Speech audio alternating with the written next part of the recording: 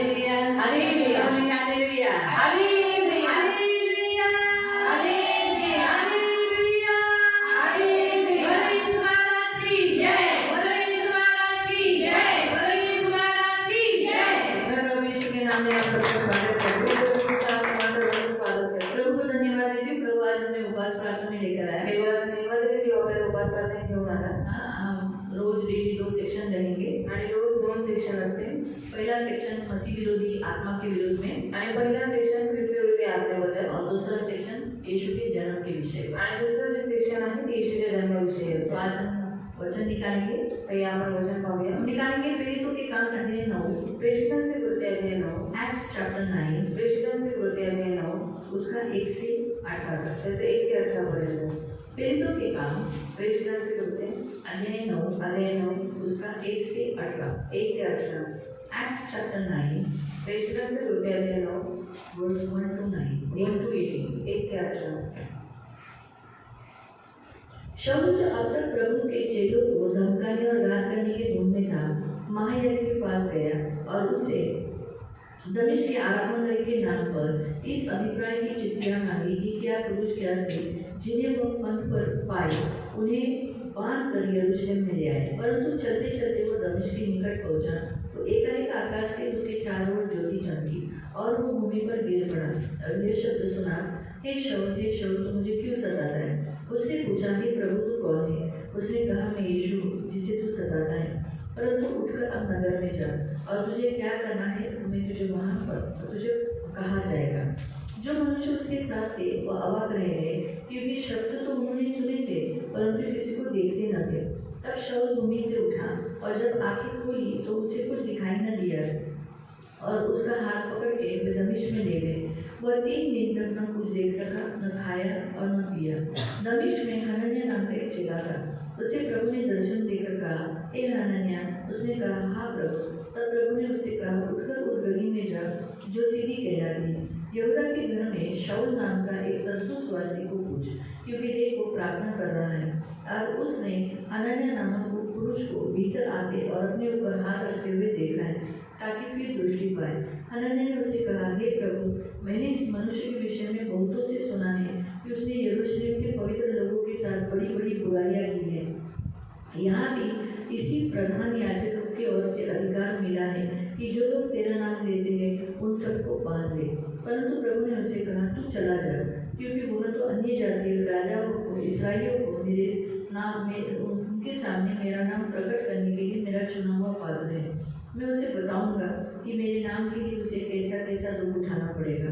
तब हनन्याह उठकर उस घर में गया और उस पर अपना हाथ रखकर कहा, हे भाई शाऊल, प्रभु अर्थात यीशु जो उस रास्ते में जिसे तू आया तुझे दिखाई दिया था, उसी ने मुझे भेजा है कि तू फिर दृष्टि पाए और पवित्र आत्मा से परिपूर्ण हो जाए। वह तुरंत उसकी आंखों से छिलके से गिरे और वह देखने लगा। उठकर बपतिस्मा लिया, फिर भोजन करने के लिए करके बल पाया। शाऊल अजूनही प्रभूच्या शिष्यांना धमक्या देणे व त्यांचा घात करणे या मिशनीचे खूप काळ टाकत होता।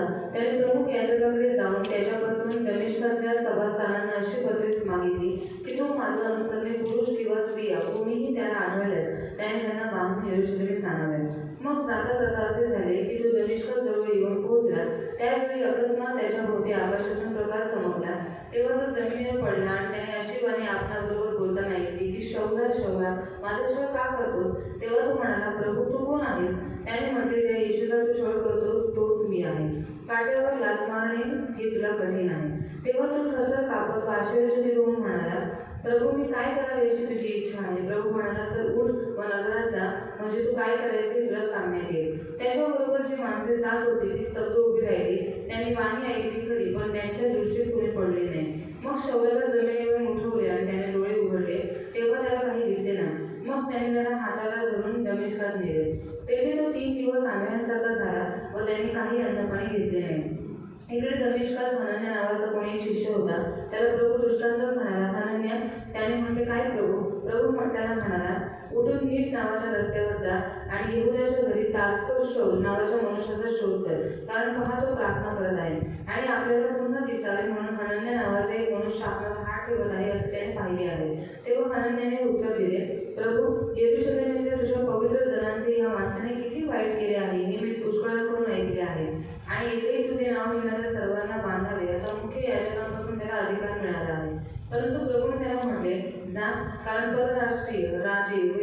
इस्रायलीची संतती यांच्यासमोर माझे नाव घेऊन जाण्याकरता तो माझे निवडलेले पात्र आहे आणि त्याला माझ्या नावासाठी किती दुःख सोसावे लागेल हे मी त्याला दाखवेन. तेव्हा हनन्या निघाला आणि त्या घरी गेला आणि त्याच्यावर हात ठेवून म्हणाला, शौल भाऊ, तू वाटेत येत असता ज्या प्रभूने म्हणजे येशूने तुला दर्शन दिले त्याने तुला पुन्हा दृष्टी यावी व तू पवित्र आत्म्याने परिपूर्ण व्हावेस म्हणून मला पाठवले आहे. तत्क्षणी त्याच्या डोळ्यांवरून खपल्यांसारखे काही पडले व त्याला दृष्टी आली आणि त्याने उठून बपतिस्मा घेतला. हम प्रार्थना करें। आपण प्रार्थना करू. पवित्र पवित्र करुणा में प्रेमी पिता प्रभु यीशु के नाम से प्रभु आपके सामने आते वचन की सेवा को आपके हाथों में देते। आपका वचन क्या ही सुंदर, क्या ही पवित्र, क्या ही शुद्ध है, इसलिए वचन हम ध्यान से सुनने के लिए और जो हम सुनते हैं वही पालन करने के लिए मदद करना, अनुग्रह करना, आशीष देना। वचन का ताबा आपके हाथों में दिया है, हम सब पर दया रखना, हमारे मनों को खोल देना, हमारी बुद्धि को खोल देना प्रभु, हमें ज्ञान देना प्रभु, क्योंकि तेरा वचन कहता है मेरे लोग नाश हो रहे मेरा ज्ञान न होने के कारण। इसलिए प्रभु तेरा ज्ञान होगा तो हम कभी नाश नहीं होंगे और हम कभी भी प्रभु जुल्म सहते नहीं रहेंगे, दर्द उठाते नहीं रहेंगे। तेरी इच्छा नहीं कि अभी हम दर्द उठाए तो उठाए, इसलिए प्रभु हम सब पर दया कर। ये मेरी विनती मेरी प्रार्थना, अनुग्रह करना। धन्यवाद देते पिता यीशु के नाम से, आमीन। Praise the Lord, praise the Lord, hallelujah, hallelujah. प्रियो, हम सबसे पहला पॉइंट यहाँ देखते हैं कि शाऊल नाम के व्यक्ति ने 3 दिन का फास्टिंग किया। आणि सर्व पहिला उदाहरण हा पाहतो की शाऊल नावाच्या एका व्यक्तीने 3 दिवस उपवास केला. अब शाऊल कौन है? आता हा शाऊल कोण आहे? शाऊल इस्राएली है। शाऊल हा इस्रायली आहे. और प्रियो, एक अच्छा पढ़ा लिखा गमलीएल नाम का एक अच्छा एजुकेटेड एकदम शास्त्री, उसके हाथ के नीचे पढ़ा लिखा एक व्यक्ति है।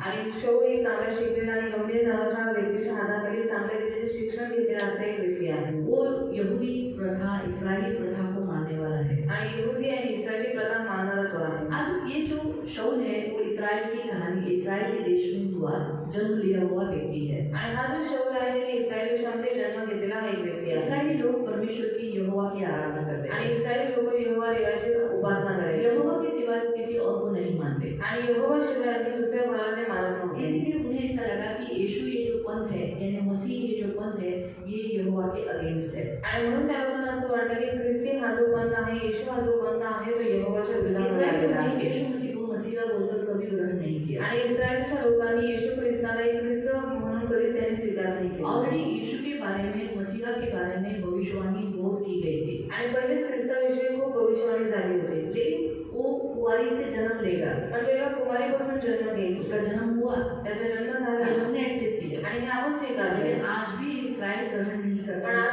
पण आज सुद्धा इस्रायली लोक त्या गोष्टीचा स्वीकार आज करत भी नाही. वो ऐसा विश्वास करते कि मसीहा आएगा, आणि अजूनही लोक असा विश्वास धरतात की आता ख्रिस्त येईल, कुंवारी गर्भवती होगी। कुमारी गर्भवती अभी होईल. तो बहुत सारी कुंवारियां गर्भवती होती है, आणि आता खूप सारे जो कुमारी आहेत त्या ये गर्भवती लोग होतात पाप के कारण होती है। आणि त्या पापामुळे होतात. है ना, हमारी जो माता मरियम है, जो जिसने कभी किसी पुरुष को नहीं जाना था, आणि आपली जी माता मरियम आहे तिने कधीच कोणत्या पुरुषाला जाणलं उसके नव्हतं. पास स्वर्गदूत आया, आणि तिच्याजवळ देवदूत आला होता. ऐसी कोई स्त्री गर्भवती नहीं हुई है। आणि अशी कोणती स्त्री गर्भवती नाही झाली. स्वर्गदूत आया, आणि स्वर्गदूत आला, परमेश्वर का दूत आया, देवाचा दूत आला, गब्रियल नाम का, गब्रिएल जो नावाचा, मैसेज देने जो वाला संदेश देणारा परमेश्वर की ओर से आया। आणि देवाकडून तो आला. जब उसने उसके सामने ये कहा कि ये परमेश्वर की ऐसी इच्छा है कि तू गर्भवती होगी और तू एक पुत्र को जन्म देगी। आणि जेव्हा तो तिच्या समोर प्रकट झाला आणि त्याने तिला सांगितलं तू गर्भवती होशील आणि एका मुलाला जन्म देशील. उस काल में स्त्रियां गर्भवती बिना पुरुष के हाड़ काम था, आणि त्या काळामध्ये बिना पुरुषाचं स्त्रिया गर्भवती होणं हे खूप कठीण गोष्ट होती. क्योंकि मृत्यू दंड था, कारण त्या स्त्रियांना मृत्यू ही शिक्षा होती. मरण ही शिक्षा थी। मृत्यू ही शिक्षा अभी होती. कितनी सारी औरतें बिना शादी की गर्भवती होती आणि हैं, आता किती सारे स्त्रिया बिना लग्नाच्या गर्भवती होतात.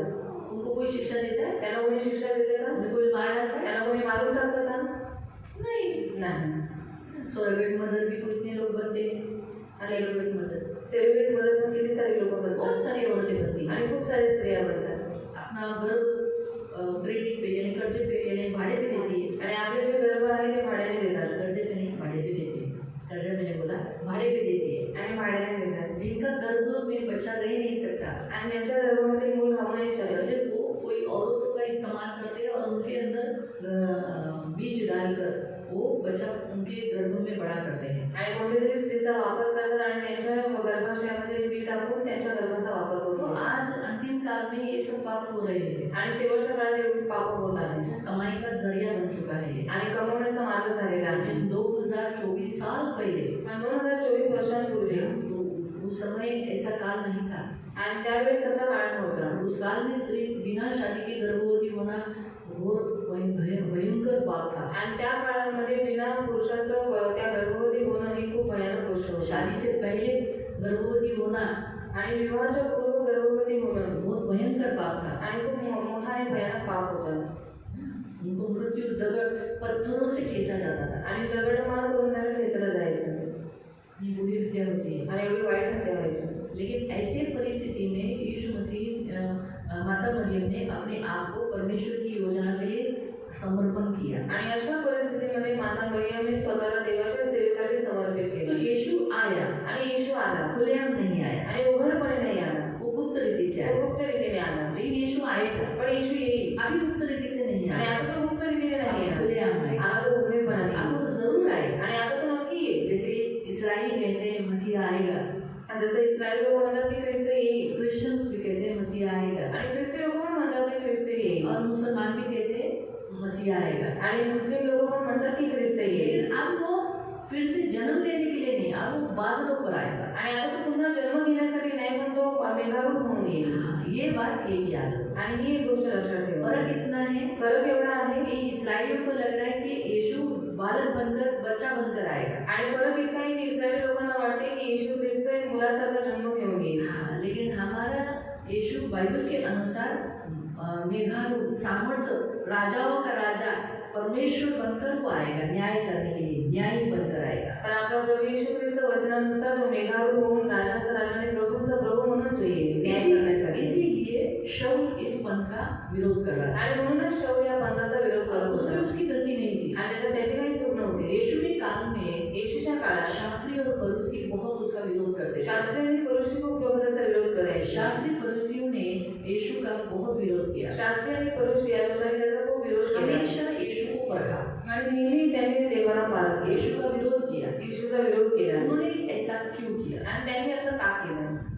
जबकि वो पढ़े लिखे थे, उन्हें शास्त्र मालूम था, विज्ञान था, उन्हें ज्ञान, मतलब बहुत ज्ञानी थे वो, फिर भी उन्होंने ऐसा मसीह का विरोध क्यों किया? आणि तेवढे ज्ञानी होते, विद्या पारंगत होते, मग त्या लोकांनी असं का केलं? पहला, वो अंधे अगुवे थे, आणि ते आंधळे वाटाडे होते. उन्हें दिखाई नहीं देता था, सत्य दिखता नहीं था। आणि त्यांना सत्य दिसत नव्हतं. क्यों?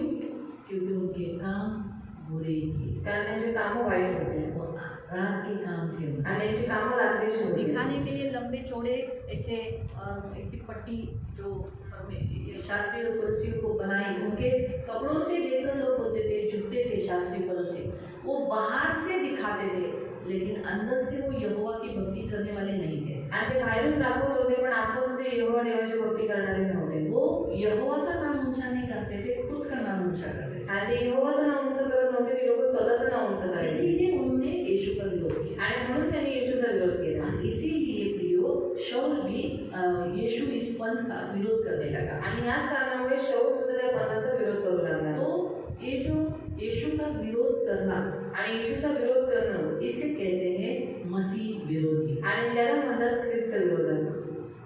ख्रिस्त, एंटी क्राइस्ट, ख्रिस्त विरोधक. एंटी क्राइस्ट, क्राइस्ट यानी ख्रिस्त, आणि ख्राइस्ट म्हणजे ख्रिस्त, और एंटी यानी विरोध, आणि अँटी म्हणजे विरोध, और एंटी क्राइस्ट यानी मसीह विरोधी। आणि अँटी ख्राइस्ट म्हणजे ख्रिस्त विरोधी. तो अब ये एंटी क्राइस्ट मसीह विरोधी आया कहाँ से? आणि अँटी ख्राइस्ट ख्रिस्त विरोधक आला होता. वो आरंभ से परमेश्वर के साथ विरोध करके करके करके करके करके करके वो थोड़ा सा रूपांतर, उसको नया नाम मिल गया मसीह विरोधी। आणि प्रारंभापासून तो देवाचा विरोध करत करत नंतर त्याला एक नवीन नाव भेटलं, ख्रिस्त विरोध. तो आरंभ में जो था, आणि जो प्रारंभी होता उसका नाम क्या था? त्याचं नाव काय होतं? क्या नाम था उसका? काय नाव होतं त्याचं? उसका नाम लूसीफर था। त्याचं नाव लुसिफर होतं. लूसीफर से वो फिर क्या बना? आणि लुसिफर वरनं तो काय झाला? शैतान, शैतान, अजगर। आओ पढ़ेंगे, हम पढ़ेंगे रेवलेशन, प्रकटीकरण. आप इस अध्याय में पहले दो तीन काम में हम वापस आएंगे, इसलिए वहाँ कुछ रख देना, और हम जाएंगे प्रकाशित वाक्य अध्याय 12 में। प्रकटीकरण अध्याय 12 मध्ये आपण जाऊया. हम मसीह विरोधी आत्मा को बारे में देखने के लिए आपको आरंभ, उसका जो मेन कहाँ से शुरुआत हुई, अगर आपको मालूम पड़ेगा तब आप उस स्पिरिट से लड़ सकोगे। और वो स्पिरिट है हम सबके अंदर, थोड़ी थोड़ी है। आपको प्रार्थना को कभी कभी कंडा लाता है, आणि प्रार्थनेला देखील तुम्हाला कंटाळा येतो। उपवास करने के समय पे बदन हेवी होता है, ऐसा लगता है नींद आ रहा है, टायर्ड, ऐसा है। खास करके 7 दिन के फास्टिंग, आणि खास करून 7 दिवसाचे उपवास हम राहतो। लोग फ्राइडे को करते तकलीफ नहीं होता है, आणि शुक्रवार आपण करतो तेव्हा आपल्याला त्रास नाही होत। जो हफ्ते का 1 दिन करते हैं, आज आठवड्याचा एक दिवस आपण लेकिन करतो, 7 दिन के लिए फास्टिंग करते हैं, पण 7 दिवसाचे उपवास करण्यासाठी पहले दिन देखो तकलीफ आती है, आणि पहिल्या दिवशी बघा त्रास होतो, रुकावटें आती हैं, अडथळे येतात, चर्च आने के लिए नहीं चर्च में आने के लिए रुकावटें आती हैं। चर्चमध्ये येण्यासाठी अडथळे येतात, ये मसीह विरोधी के लक्षण है। आणि ख्रिस्त विरोधाचे लक्षण आहे। हाँ, तो इसलिए हमने कहा कि आप हम आरंभ से देखेंगे तो हमको इस स्पिरिट के बारे में, इस आत्मा के विषय में हम जान पाएंगे। आणि आपण प्रार्थनापासून बघूया, तर आपल्याला या आत्म्याबद्दल आपण जाणून घेऊ तो शकतो। हम 12 अध्याय में जाएंगे। 12व्या अध्यायामध्ये जाऊया। 12 अध्याय का 7वें वचन से 1 से 6 तक हम दूसरे सेक्शन में देखने वाले यीशु के जन्म के विषय पर। तो ये 12वें अध्याय का 1 से 6 हम दूसरे सेक्शन में देखेंगे, इसलिए 7 से पढ़ेंगे। 7 पासून वाचूया। मग स्वर्गात युद्ध सुरू झाले। हाँ, स्वर्ग में युद्ध हुआ। किसका? अभी स्वर्ग में युद्ध हो सकता है क्या? नहीं हो सकता है। अभी स्वर्ग में युद्ध नहीं हो सकता। ये बात कब की है? जब परमेश्वर ने आरंभ में पृथ्वी की सृष्टि और पृथ्वी की मतलब पृथ्वी और आकाश की रचना की।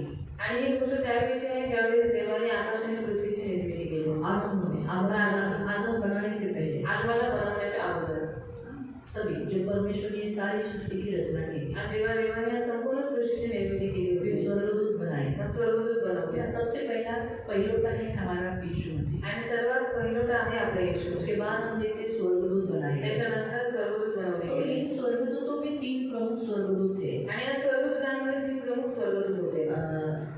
मिकाएल जो युद्ध करने वाला, गिब्राईल करणारा, आणि नंतर गिब्राईल मैसेज देने वाला, आणि गिब्राईल हा संदेश देणारा, और लूसीफर आणि लुसिफर वो परमेश्वर की स्तुति करने वाला। आणि तो देवाची स्तुती करणारा तो होता। उसे ना इस रीति से बनाया था आणि त्याला अशा रीतीने बनवलेलं होतं। कि वो एक तो बहुत खूबसूरत, वो भी स्वर्गदूत ही था, तो पण स्वर्गदूतच होता। लेकिन उसके अंदर इंस्ट्रूमेंट मतलब उसके अंदर ऐसे परमेश्वर ने उसकी रचना की थी कि जब वो प्रभु के गीत गाता था, गाना गाता था, प्रभु की स्तुति करता था या आराधना करता था, तो साथ में म्यूजिक भी बजता था। आणि देवाने त्याला अशा रीतीने निर्माण केलं होतं की जेव्हा तो देवाचे गीत गायचा, देवाची भक्ती करायचा, त्यासोबतच त्याच्यासोबतच काय करायचं, म्युझिक सुद्धा वाजायचं, सुर ताल से आणि सुराने आणि तालाने के साथ, आणि इन्स्ट्रुमेंट सोबत, और वो चमकता था, आणि तो चमकायचा, शाइन देता था, आणि तो शाईन जब द्यायचा, भी वो स्तुति करता था, आणि जेव्हा जेव्हा तो स्तुती करायचा इसलिए परमेश्वर की कोणाची देवाची, तो चमकता था। तेव्हा तो चमकू लागायचा। इसीलिए प्रियो सब स्वर्गदूतों से जरा ज्यादा खूबसूरत होने के कारण वो अहंकारी हो, आणि सर्व स्वर्गदूतांपेक्षा थोडासा तो जास्त सुंदर असल्यामुळे त्याच्यामध्ये अहंकार और वो होता। परमेश्वर के सामने होने के कारण एकदम ऐसा इतने नजदीक नहीं था। वो स्वर्गदूत था तो भी थोड़ा दूर था वो। आता स्वर्गदूत होता तरी सुद्धा तो लांब होता, अगम्य ज्योति में रहने वाला परमेश्वर है वो, आणि अगम्य ज्योतीमध्ये राहणारा देव आहे तो। इसलिए स्वर्गदूत भी उसे डरते हैं। आणि देवदूत पण त्याला थोडे घाबरतात, उसके निकट स्वर्गदूत भी नहीं जा सकते, त्याच्याजवळ स्वर्गदूत पण नाही जाऊ शकत, इंसान तो छोड़ो स्वर्गदूत भी नहीं जा सकते। आणि माणसं तर सोडत स्वर्गदूत पण नाही जाऊ शकत। स्वर्गदूतों को भी एक लिमिटेशन है, दूर खड़े रहना है। आणि स्वर्गदूताला पण एक लिमिटेशन आहे, थोडं लांबच उभं राहायचं आहे। तो ऐसा है हमारा परमेश्वर, आणि असं आहे आपला देव सिंहासन पर बैठता है जो सिंहासनावरती बसतो, अगम्य ज्योति में, अगम्य ज्योतीमध्ये। और ऐसे वो जब स्तुति करता था तो नेचुरली अभी जैसे आप लोग भी देखो कोई अच्छा गाना गाता है तो आप लोग क्या बोलते हो, वाह अच्छा भाई तुझा आवाज़ की तेरा आवाज़ कितना अच्छा है, तुम कितने अच्छे गाते हो, अरे वाह आपको ये ड्रेस अच्छा दिखता है, आपकी ये साड़ी अच्छी है, आज आप बहुत अच्छे दिखते हो, ऐसे बोलते हैं ना, तारीफ करते हैं। तो शायद स्वर्गदूतों ने भी उसको बोला होगा तो बहुत अच्छा दिखता है, शाइनिंग देता है, ये करता है, ऐसे में शायद उसे अहंकार आया। आणि लोक तुमची स्तुती करतात, प्रशंसा करतात, पण तसं शायद मागच्या स्वर्गदूतांनी त्याची स्तुती केली असेल की तू खूप चांगला दिसतो, तू चमकतोस, अशा रीतीने त्याची स्तुती केली असेल, म्हणून त्याच्यामध्ये अहंकार आला। इसी अहंकार के कारण वो नीचे गिर गया, आणि याच अहंकारामुळे तो खाली पाडला गेला। जो स्तुति करता था, आणि तो जो स्तुती करायचा, उसे लगता था कि मेरी भी कोई स्तुति करे, मैं भी परमेश्वर बनूं। आणि त्याला असं वाटायचं की माझी पण कोणीतरी स्तुती करावी, मला सुद्धा देव बनायचे। जो रचना होती है वो कभी भी सृजनहार नहीं हो सकता।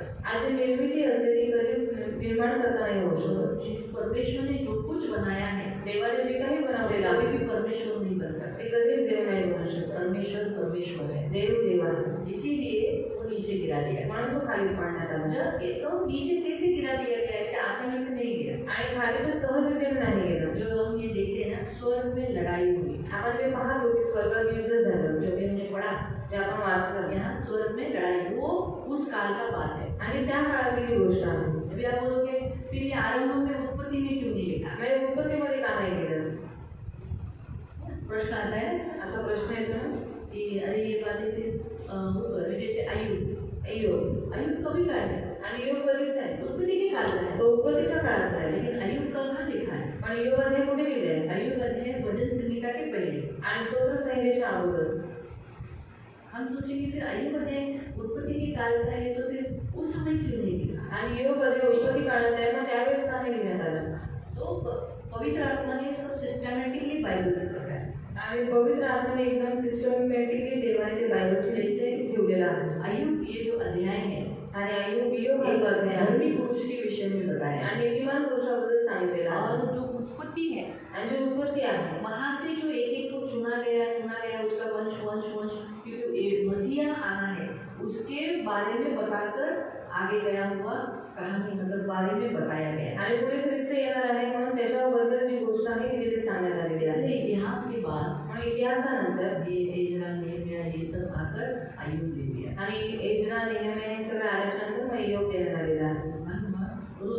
रुत ये न्यायों के समय पे लिखा है। आणि हे शास्त्रीच्या काळात न्यायों की पुस्तक में डाल सकते थे आणि शास्त्रीय अध्यायामध्ये टाकू शकत होते, क्यों नहीं डाला? पण का नाही टाकलं? क्योंकि न्यायों के काल में जब रुत के काल था उस समय कोई न्याय नहीं था। आणि जेव्हा दूधचा काळ होता त्यावेळेस त्यांच्यावरती कोणत्या शास्त्रीय और न्यायों की पुस्तकों में न्यायी रखे थे आणि जो न्यायी थे उनके विषय पे बताया। आणि शास्त्रीय अध्यायामध्ये जे शास्त्रीय देवाने ठेवले होते त्यांच्याबद्दल सांगण्यात आलेलं आहे। इसीलिए रुत चैप्टर थोड़ा सा अलग कर दिया। बोले 4 अध्याय है, वो अगर जजेस में डाल भी देते तो कुछ बुरा नहीं होता, लेकिन उसे अलग क्यों रखा? ताकि उसके द्वारा परमेश्वर सिखाना चाहता था फैमिली के बारे में कि परमेश्वर कुटुंब बनाता है। आणि 4च अध्यायामध्ये शास्त्रीय अध्यायामध्ये टाकू शकत होता, पण तरी सुद्धा देवाला तिच्याद्वारे तिच्या कुटुंबाच्या काहीतरी शिकवायचं होतं कुटुंबाबद्दल, म्हणूनच देवाने ते थोडंसं वेळ परमेश्वर कुटुंब बनाता है, नहीं भी है उधर खड़ा कर सकता है। आणि देव कुटुंब बनवतो जिथे नाही तिथे पण देव उत्पन्न उभं करू शकतो। ये परमेश्वर का सामर्थ्य उस अध्याय में होता है। आणि देवाचं सामर्थ्य त्या अध्यायामध्ये सांगितलं आहे। जब वो व्यक्ति वापस परमेश्वर के पास आते हैं, पण जेव्हा जो व्यक्ती पुन्हा देवाजवळ येतो, समझ में आया? समझ और में। इसीलिए प्रियो ये जो अध्याय हम देखते हैं 12वां अध्याय, आणि हा जो 12वा अध्याय आपण पाहतो, 12वां अध्याय में अगर हम देखेंगे 1 से लेकर 6 तक यीशु के जन्म के विषय में बताया गया है। आणि 12व्या अध्यायामध्ये 1 ते 6 पर्यंत येशूच्या जन्माविषयी सांगण्यात आलेलं आहे। 7 से लेकर जो हम देखते हैं ये कब का है? जब आरंभ में जब परमेश्वर ने सृष्टि की रचना की थी और उस समय की ये बातें बताई गई। आणि 7 वर्षांपासून जे आपण वाचत आहोत, प्रारंभी जेव्हा देवाने आकाश आणि पृथ्वीची जेव्हा निर्मिती केली त्याच्या अगोदरच्या झालेल्या सगळ्या घटना आहेत। परमेश्वर की ऐसी इच्छा थी कि नए नियम के जो मसीह है उन्हें ये ज्ञान होना चाहिए कि आरंभ में पृथ्वी बनाने के बाद क्या हुआ था। ये इब्लिस जो जोना साहब जिसने आदम को गिराया वो कौन था, वो कहाँ था, स्वर्ग में क्या हुआ था, ये सब बातें हम नए करार के मसीहों को मालूम होना चाहिए। आणि प्रारंभी हा शैतान कुठे होता किंवा त्याच्यावर काय झालं या सगळ्या गोष्टी आपल्याला नवीन जे ख्रिस्ती आहेत, आपण नवीन कराराचे ख्रिस्ती ते आपल्याला समजून यावं म्हणून देवाने या सगळ्या गोष्टी दिलेल्या आहेत। मालूम हुआ? तो इसीलिए स्वर्ग में लड़ाई हुई, क्योंकि जैसे उसके मन में क्या हुआ, परमेश्वर का स्थान लेने की इच्छा हुई तो वो 1/3 भाग अपनी तरफ कर लिया उसने। आणि जेव्हा त्याच्या मनामध्ये अहंकार आला आणि जेव्हा त्याला खाली पाडण्यात येत होतं त्यावेळेस त्याने 1/3 भाग स्वतःजवळ करून घेतला होता। उस समय स्वर्ग में मिकाएल उससे लड़ा आणि त्यावेळेस मिकाएल स्वरूप त्याच्याबरोबर लढणार आहे। मिकाएल व त्याचे दूत अस्कराबरोबर युद्ध करण्यास निघाले। हाँ, क्या हुआ? स्वर्ग में ये पृथ्वी हम सब मनुष्य की रचना होने से पहले का ये समय है, तो वो उसके विषय में बताया कि अजगर, क्या लिखा है? मिकाएल किसके साथ? मिकाएल और उसके स्वर्गदूत किसके? अजगर से लड़ने को निकले। अभी अजगर के विषय में बताया है आगे। आणि त्यांच्याबरोबर अजगर व त्याचे दूत लढले, तरी त्यांचे काही चालले नाही आणि स्वर्गात त्यांचे ठिकाणही उरले नाही. इसलिए वो कौन जीतेगा? सच्चाई जीतेगी या बुराई? सच्चाई है ना? अभी ये बुरा हो गया है, मिकाइल से लड़ने कर रहा है, उसका काम क्या है? स्तुति आराधना करना। एक लड़ाऊ स्वर्गदूत के साथ कैसे हो सकता है? नहीं हो सकता है। मिकाइल ने और स्वर्गदूतों ने उनको क्या किया? जितने 1/3 जो अजगर ने, यानी जिसे हम लूसीफर कहते हैं, शैतान, जिसे हमारी भाषा में नाम है शैतान, जो यीशु मसीह ने उसे कहा है शैतान, वो शैतान नीचे गिरा दिया गया, हार गया। ऑलरेडी वो ऊपर हार चुका था आणि पहिले सुरुवाती हारलेला होता, हार गया, उसे निकाल दिया गया आणि तो हारला, त्याला काढून टाकण्यात आला. मग तो मोठा अजगर खाली टाकण्यात आला. किधर डालना है? खाली, नीचे डाल दिया गया।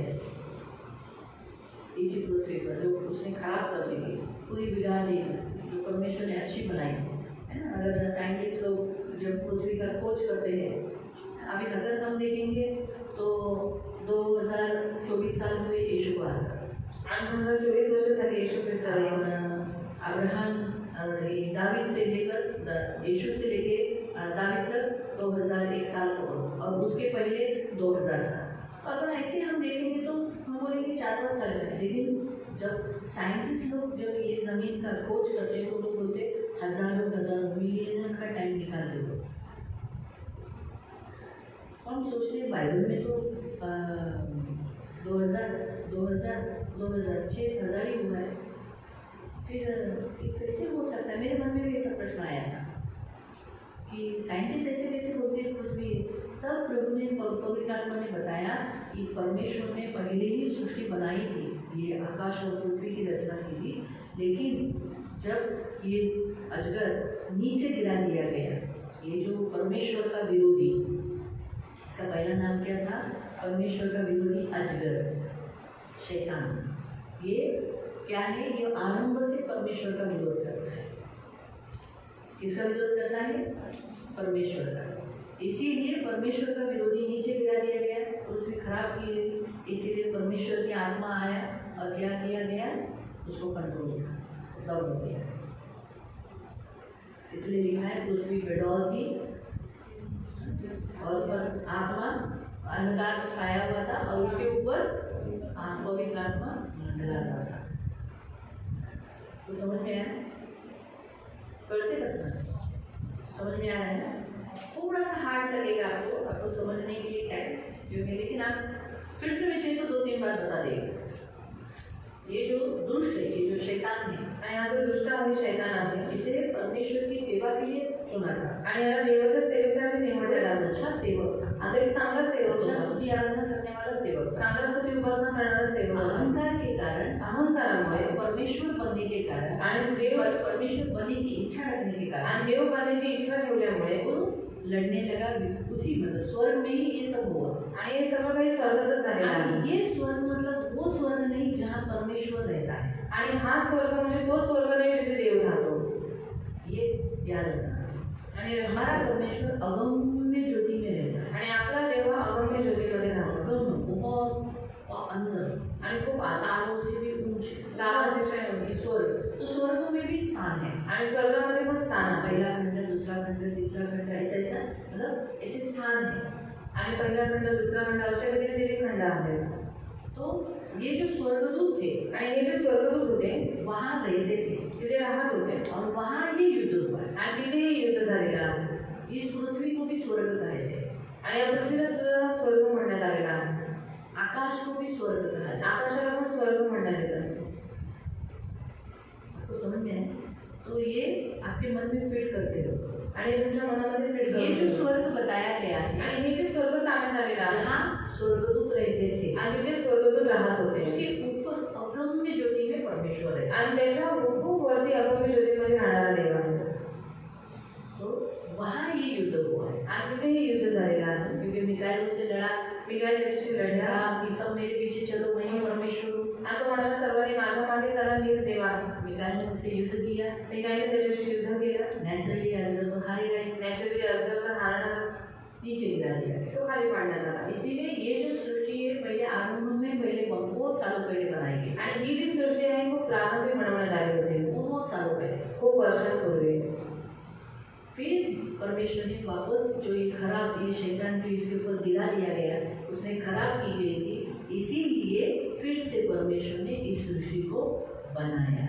आणि नंतर शैतान या पृथ्वीवरती पाडण्यात आला, मग त्याने ही पृथ्वी संपूर्ण खराब करण्यात आली, म्हणून पुन्हा देवाने ती पृथ्वी काय केली, बनवली, फिर से बनाया। पुन्हा बनवली। का पहला दिन, आणि त्या पहिला दिन, दुसरा दिन, तिसरा दिन, छठे दिन इंसान। आणि सहाव्या दिवशी माणूस। तो जब ये जो अजगर है, आणि हा जो अजगर आहे, 8 वर्ष, तरी त्यांचे काही चालले नाही आणि स्वर्ग त्यांच्या ठिकाणी उभे नाही। मग तो मोठा अजगर खाली टाकण्यात आला। हाँ, ये बड़ा अजगर नीचे पृथ्वी पर फेंका गया। म्हणजे सर्व जगाला ठगवणारा। हाँ, क्या लिखा है? इसका काम क्या है? सारे संसार को भरमाने वाला, जो दियाबल व शैतान म्हटलेला आहे। हाँ, अब इसका नाम क्या है? इब्लिस, यानी हिंदी में दिया, मराठी दियाबल और शैतान। नाम मालूम पड़ गया? इसके नाम, जो पहले इसका नाम क्या था? लूसीफर। इसका नाम क्या था? अच्छा नाम था ना, लेकिन देखो क्या नाम दिया? दियाबल, शैतान, अजगर, ये नाम भरमाने वाला, ये हो गया। आगे पृथ्वी पर गिरा दिया गया, ऐसा लिखा है, देखो वहाँ लिखा है पृथ्वी पर गिरा दिया गया, और उसके दूत उसके साथ गिरा दिया गया। 1/3 भाग, आणि 1/3 भाग जो उसके साथ स्वर्गदूतों, अभी हम बोल नहीं सकते कितने स्वर्गदूत, आणि आपण बोलू नाही शकत किती स्वर्गदूत। आपको हम बाइबल में कहीं पर भी हिसाब नहीं दिया है आणि बायबलमध्ये कुठे त्यांची संख्या नाही दिली कि इतने मैंने स्वर्गदूतों को बनाया है। की एवढे स्वर्गदूतांना मी बनवले, बहुत स्वर्गदूत है। आणि खूप स्वर्गदूत आहेत। हालेलुया, हालेलुया, हालेलुया, हालेलुया, हालेलुया, हालेलुया, बोले हालेलुया, हालेलुया, हालेलुया, हालेलुया, हालेलुया, हालेलुया, हालेलुया, हालेलुया। तो बहुत सारे स्वर्गदूत हैं। आणि खूप सारे स्वर्गदूत उन आहेत। सारे बहुत सारे स्वर्गदूतों में से 1/3 नीचे गिरा दिया। तो वो देगा, शैतान आप लोगों को नींद देगा, वो आप सुनना नहीं। पहले मैंने सोचा था मैं इसका सिखाएंगे क्रिस्त जन्म के विषय पर, और हम क्रिसमस के लिए प्रेयर करेंगे। प्रभु वहाँ बैठ कर बोला नहीं, पहले ये सेक्शन में ये सीखा और दूसरे सेक्शन में क्रिसमस का करके फिर प्रेयर करके लोगों को भेज दे। इसलिए मैंने पहले सेक्शन में, तो आपको थोड़ा सा हार्ड लगेगा, नींद आएगी, कंफ्यूजन आएगा, तकलीफ आएगी, लेकिन प्रियो हमें इससे लड़ना है। इसी आत्मा से शाऊल लड़ा, आणि याच आत्म्याशी शाऊल लढला। 3 दिन का फास्टिंग लिए, क्योंकि 3 दिवसाचे उपवास। वो खुद मसीह विरोधी था, तो स्वतः ख्रिस्त विरोधी उसके होता। अंदर मसीह विरोध करने वाली स्पिरिट थी, आणि त्याच्या आतमध्ये ख्रिस्त विरोधी आत्मा होती, इसीलिए वो मसीहों को छलता था, आणि म्हणून तो ख्रिस्ती लोकांना छळायचा, बंदीगृह में डालता था। बंदीगृहात टाकायचा। ऐसे भी घसीट कर आप उस अध्याय में पढ़ सकते हैं, 8वें अध्याय में, आणि 8व्या अध्यायात तुम्ही वाचू शकता। 8वें अध्याय में पढ़ सकते हैं। 8वां अध्याय प्रेरितों के काम, प्रेषणांचे कृत्य, प्रेरितों के काम, 8वां अध्याय, मध्ये 8 और उसका 3 पढ़। त्याचं 3 म्हटले। इकडे शाऊल मंडळी हैराण करू लागला। हाँ, कलीसिया को उजाड़ करना। तो ये जो स्पिरिट का काम क्या है? कलीसिया को उजाड़ करना, कलीसिया में इंसान रहने नहीं देना, कलीसिया में चर्च में लोग आने नहीं देना। ये मसीह विरोधी आत्मा का काम है। आणि ख्रिस्ती विरोधी आत्म्याचं काम आहे मंडळी उद्ध्वस्त करतो आणि ख्रिस्ती लोकांना चर्चमध्ये येऊ देत नाही। उजाड़ करना, तोड़ करना, आणि उद्ध्वस्त खराब करतो, गड़बड़ी डालना आपस में, गडबडी टाकतो आपण आपस में मिलजुल कर नहीं रहना। भले तुम लोग जमा हो रहे लेकिन कोई एक मन नहीं। आणि तुम्ही जमा होता एकत्रित होताय पण एक मन नाही। ये एंटीक्राइस्ट का काम आणि ख्रिस्ती विरोधाचं काम आहे, आणि ख्रिस्ती विरोधाचं काम आहे। आणि त्या जाऊन पुरुषांना व स्त्रियांनाही धरून आणून तुरुंगात टाकतो। जो घर घर में घुसता था, जिन्हें घर घर में आज मसीहों को सताव कर रहा है एंटीक्राइस्ट स्पिरिट, घर घर में आज मसीहों के घरों में वो जा रहा है, आणि आज ख्रिस्ती लोकांच्या घरात तो चाललाय, घर घर में जाकर वो सताता है। घराघरात जाऊन त्याला सतवतो. इसलिए घर में जो लोग यीशु में नहीं है, आणि म्हणून घराचे लोक येशूमध्ये नाही, जो लोग निर्बल कमजोर मसीह लोग हैं, वो लोग जो मसीह में हैं उनको सताते हैं। क्यों तू चर्च जाती है? इतना पैसा क्यों चाहिए चर्च में जाने के लिए? दान दशांश क्यों देने का? क्या जरूरत है? ऐसा करके टॉर्चर करते हैं। आणि घरामध्ये जे निर्बल लोक आहेत ते त्या लोकांना छळतात, की दानधर्म द्यायची काय गरज आहे, कशाला द्यायला पाहिजे घर घर में घुसती है आणि घराघरामध्ये शिरते. और क्या करती है? किसको किसको पकड़ती है? कोणाकोणाला पकडते? नहीं पकड़ती है, पुरुषों को स्त्रियों को, है ना? और क्या करती है? किधर डालती है? घसीट घसीट कर आणि केलकी कुठे टाकते. इसलिए बहुत सारे मसीह लोग बंदी हैं आणि मग खूप सारे ख्रिस्ती लोक बंदी आहेत, बोलते जेलमध्ये हैं आहेत. हम बोलतात ना, छुड़ाए हुए लोग की हैं, आम्ही सोडवलेली लोक लेकिन आहोत, बंदी है वो, पण अजूनही बंदीवान आहेत. दिल से स्तुति आराधना नहीं कर पा रहे। हृदयाने स्तुती उपासना नाही करू ये शकत. सारे हम पॉइंट्स उसमें देखने का आणि हे सगळे मुद्दे आपण त्याच्यामध्ये पाहणार मेन आहोत. आपको फाउंडेशन बता रही हूँ। आणि मी त्याचा पाया मी तुम्हाला सांगते. तो मसीह विरोधी स्पिरिट कहाँ से चालू हुआ? आणि ख्रिस्ती विरोधी आत्मा कुठून सुरू झाला. तो इसीलिए प्रियो, परमेश्वर के वचन के अनुसार हम देखते हैं कि ये कहाँ गिरा दिया गया। उसके दूतों को 1/3 दूत जो उसके पीछे चले थे वो भी नीचे गिरा दिए गए। आज 1/3 जो भाग होता ते करून गेले, ते पण त्याच्यावर खाली पाडण्यात आले. हाँ, रेवलेशनचा 12:10। तेव्हा मी स्वर्गात मोठी वाणी ऐकली. हाँ, स्वर्ग में बड़ी वाणी हुई, शब्द हुआ। ती म्हणाली, आता आमच्या देवाने सिद्ध केलेले कारण, त्याचे सामर्थ्य व त्याचे राज्य आणि त्याच्या ख्रिस्ताचा अधिकार हे प्रकट झाले आहे. कारण आमच्या बंधूंना दोष देणारा, आमच्या देवासमोर रात्रंदिवस त्यांच्यावर दोषारोप करणारा खाली टाकण्यात आला आहे. प्रियो, ये स्पिरिट क्या होता है मालूम? ये स्पिरिट का क्या, अगर इसे नीचे गिरा दिया गया, अगर हम उससे लड़ेंगे तब क्या होता है मालूम? यहाँ जो 10वें वचन में लिखा है ना, अधिकार सामर्थ्य परमेश्वर का राज्य आता है, और जो हमें टॉर्चर करने वाली स्पिरिट नीचे गिराई जाती है। अगर हम इस स्पिरिट से लड़ते हैं तो हम जब इसे नीचे गिराते, जो हमें दोष लगाता है, आणि जो आपल्याकडे दोष टाकतो जेव्हा आपण त्याला खाली पाडतो, जो दोष लगाने वाली स्पिरिट है ना, दोष टाकणारी आत्मा आहे ये ना, भी मसीह विरोधी स्पिरिट है। आणि हे पण ख्रिस्त विरोधी आत्मा आहे. लगाते हैं क्या दोष एक दूसरे को? एकमेकांवर दोष लावतात ना. ये भी फिर लिखा है, ये सब दोष लगाने, रात दिन दोष लगाने वाले परमेश्वर के सामने वो स्पिरिट क्या हो जाती है? जब गिर जाती है, जब वो गिराई जाएगी तब आपको सामर्थ्य मिलेगा, तब आपको अधिकार आएगा, आप पावरफुल रहेंगे।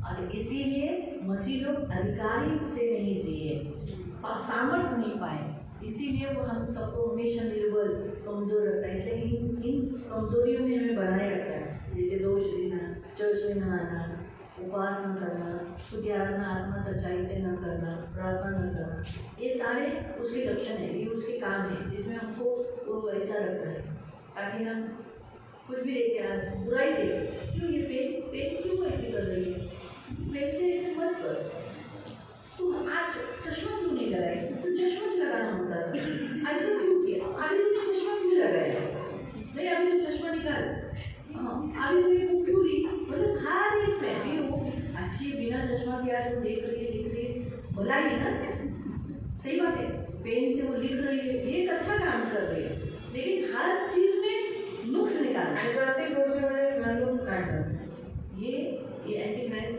का काम है, आणि ख्रिस्त विरोधाचं काम आहे. तो इसलिए प्रियो, अभी आपको समझ में आया, आता तुम्हाला समजलं. तो ये जो आत्मा है ये शैतानी आत्मा है, आणि ही जी आत्मा आहे ती शैतानी आत्मा इसने आहे. आरंभ से यहोवा का विरोध किया, परमेश्वर का विरोध किया, आणि प्रारंभी तिने देवाचा आणि येशूचा विरोध केला. परमेश्वर उसने देखा कि जब मनुष्य से वो बहुत प्यार करता है, आणि तिने पाहिलं की देव माणसाला खूप प्रेम करतो. शैतान ने जब देखा आणि शैताने जेव्हा पाहिलं कि परमेश्वर आदम और हव्वा से बहुत प्यार कर रहा है, की देव आदम आणि हव्वाला खूप प्रेम करतो, उनसे मिलने के लिए कूद जाता है, त्यांना स्वतःहून भेटायला जातो. कभी तो परमेश्वर हमसे मिलने नहीं आया है, आणि देव आमच्या सुद्धा कधी भेटायला नाही आला, और इनसे मिलने के लिए जाता है, आणि यांना भेटायला जातो रोज. इतना प्यार, आणि इतकं प्रेम इनके साथ घंटों घंटों बैठता है, आणि तासन-तास त्यांच्याबरोबर बसतो.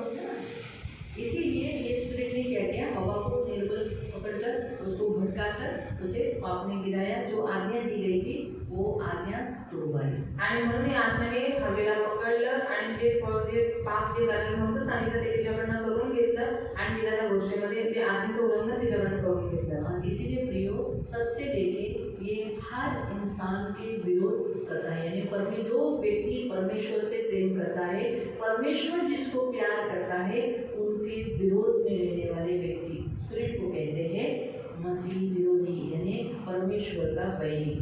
आणि म्हणून तेव्हापासून आतापर्यंत लोकांचा विरोध करत आहे. जी लोक देवाला प्रेम करतात आणि देव ज्यांना प्रेम करतो त्याचा तो नेहमी विरोध करत राहतो, त्यांना म्हणतात ख्रिस्त विरोध म्हणजे देवाचा विरोधी. आपको समझ में आया? अगर आप नहीं लड़ोगे, जर तुम्ही नाही लढलात तो आपको वो लड़ने ही आपको खत्म करेगा ही, तर तो तुम्हाला मारेगा ही. तो तुम्हाला मारणार. लेकिन आप लड़कर विजय होगा. पण तुम्ही लढून तुम्ही विजयी व्हा. ये परमेश्वर की इच्छा. आणि ही देवाची इच्छा आहे. निर्बल बनकर हार मानकर जाऊन काय करना है, छोड़ो, ऐसा नहीं. वो यही चाहता है कि हम हमारे सारे शस्त्र को छोड़ दें. आणि निर्बल म्हणून हार म्हणून आपण सगळं सोडून द्यायचं नाही. त्याची ही इच्छा आहे की आपण सगळे हत्यार टाकून द्यावे. यही उसकी योजना है. आणि हीच त्याची योजना आहे. तो आरंभ से कहाँ से, अदन की वाटिका से वो आत्मा चलते आ रहा है. आणि अदनच्या वाटिकेपासून ती आत्मा चालून येतात. चलते आ रहा है. हर एक मसीह लोग, जो लोग परमेश्वर के पीछे चल रहे हैं, जो लोग परमेश्वर का आदर दे रहे हैं, जो लोग परमेश्वर की सेवा कर रहे हैं, उन सबसे वो लड़ता है, उन्हें छलता है, उन्हें बंदीगृह में डालना चाहता है, उन्हें खत्म करना चाहता है. क्योंकि जो सेवा वो करता था वो सेवा कोई नहीं करे, परमेश्वर की कोई सेवा नहीं करे, सिर्फ मेरी सेवा करे. आणि जे देवाच्या मागे जातात, देवाची सेवा करतात, नेहमी तो त्यांच्या विरोधामध्ये असतो. त्याला बंदी बनवून त्यांना कसंही करून त्यांना जेलमध्ये टाकायचं असतं. का कारण त्याची इच्छा आहे की जी सेवा तो करत होता ती सेवा कोणत्याही माणसाने करू नये.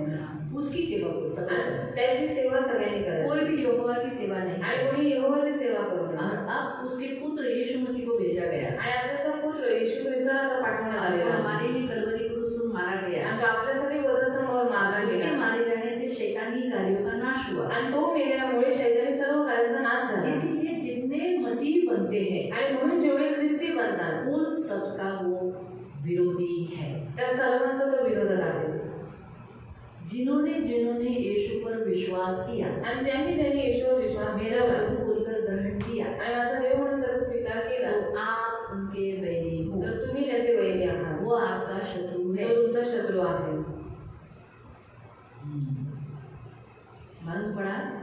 इसीलिए जो लोग चर्च जाते हैं, म्हणजे चर्चमध्ये जातात, चर्च में आ जाकर भक्ति करते हैं, जो जो कमांड्स दिए जाते हैं वो पालन करते हैं, उनके विरोध में वो रहता है. आणि चर्चमध्ये जाऊन भक्ती करतात, आज्ञांचं पालन करतात, त्यांचा तो विरोध करतो. इसीलिए प्रियो, हम यहाँ मसीह विरोधी आत्मा के विषय पे हम यहाँ जानते हैं. आणि ख्रिस्त विरोधक आत्म्याबद्दल आपण ते पाहतो. तो मसीह विरोधी आत्मा के दावपेच के तले शाऊल भी था. आणि ख्रिस्त विरोधक आत्म्याच्या दावपेच्या खाली शौल सुद्धा होता.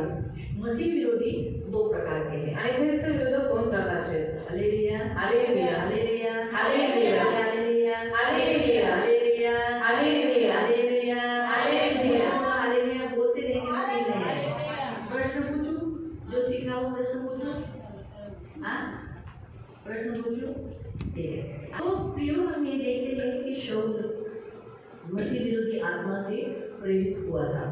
आणि शौल हा ख्रिस्त विरोधी आत्म्याच्या द्वारे प्रेरित झाला. तो मसीह विरोधी यानी मसीह का विरोधी, आणि ख्रिस्त विरोधी म्हणजे देवाचा विरोधी. तो यहाँ दो प्रकार हम देखते हैं. आणि दोन प्रकार आपण इथे पाहतो. एक आत्मा होती है, एक आत्मा असते और दूसरा व्यक्ति होते हैं. आणि दुसरा व्यक्ती असतो. उसी आत्मा से भरे हुए इंसान. आणि त्याच आत्म्याने भरलेली माणसं. जैसे मैं बताती हूँ, पुन्हा मी सांगते, मसीह विरोधी ख्रिस्त विरोधी एक स्पिरिट है, जैसे जो हमने स्टार्टिंग में देखा ना, वो इब्लीस, शैतान, ये जो हम देखे, एक स्पिरिट है, एक आत्मा है, एक स्वर्गदूत है. वो एक स्वर्गदूत है, एक आत्मा है, वो गिरी हुई आत्मा है. हम इसके विषय पे देखते हैं. लेकिन वो दूसरा मसीह विरोधी हम देखते हैं कि वो इंसानों के द्वारा इंसानों के लिए काम करता है. आणि तो माणसांच्या द्वारे माणसांच्या मध्ये काम करतो. तो दूसरा जो प्रकार है, आणि दुसरा जो प्रकार आहे, मसीह विरोधी मनुष्य भी होते हैं. आणि ख्रिस्त विरोधी माणसं पण असतात. वो मनुष्य कैसे होते हैं, जो मसीह विरोधी आत्मा से भरे हुए कैसे हो जाते हैं. आणि ती जी माणसं आहेत ख्रिस्त विरोधी आत्म्याने कशी भरतात. तो ठीक है, हम पहले देखेंगे दो प्रकार के जो मसीह के विषय में बाइबल क्या बताता है. आणि दोन प्रकारचे ख्रिस्त आहेत त्याच्यामध्ये बायबल काय सांगतात. हम पहले पढ़ेंगे पहला यूहन्ना की पत्री, पहिला यूहन्नाचं पत्र पहिला यमुनाची पत्री पहिला यवनाचं पत्र अध्याय 2 अध्याय 2 पहिला यमुनाची पत्री पहिला यवनाचं पत्र अध्याय 2 अध्याय 2 और उसका 18 से 22 तक 18 ते 22 पर्यंत पहिला यमुनाची पत्री पहिलं यवनाचं पत्र अध्याय 2 उसका 18 से 18 पासून. मुलांनो, ही शेवटची घटना आहे. हाँ, ये अंतिम समय है. आणि ख्रिस्त विरोधक येणार असे तुम्ही ऐकले. हाँ, वो जो मसीह विरोधी आने वाला है, मसीह विरोधी आने वाला है. ये मसीह विरोधी आने वाला है, मसीह विरोधी आने वाला है, मसीह विरोधी आने वाला है, ऐसा बोलते हैं. कौन आने वाला है? आत्मा आने वाला है, शैतान आने वाला है. कौन? मतलब शैतान ही है वो, लेकिन कौन आने वाला कौन है?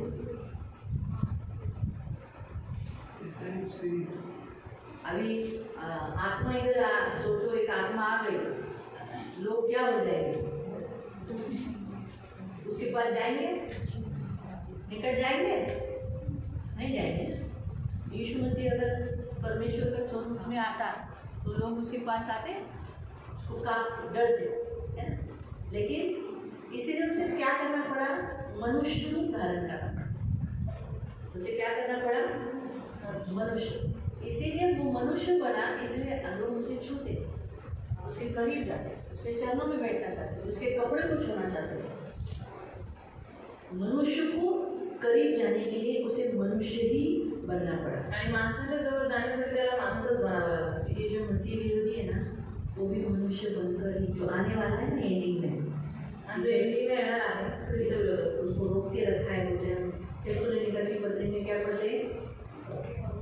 रोकने वाला, उसको रोक के रखा है, वो अभी आया नहीं है. तो वो आने के लिए, वो आने का अभी आया नहीं है, लेकिन वो आने वाला है. वो मनुष्य रूप ही धारण कर गया है. आणि अजून आलेला नाहीये, तो येणार आहे आणि तो माणूस रूप धारण करूनच येईल. वो ऐसा स्पिरिट बनकर नहीं आएगा, आणि आत्मा बनून नाही येणार. ये याद रखें. उसे इस राज्य में, इस देश में, इस संसार को उसे चलाना है, कंट्रोल करना है, अपने वश में करना है.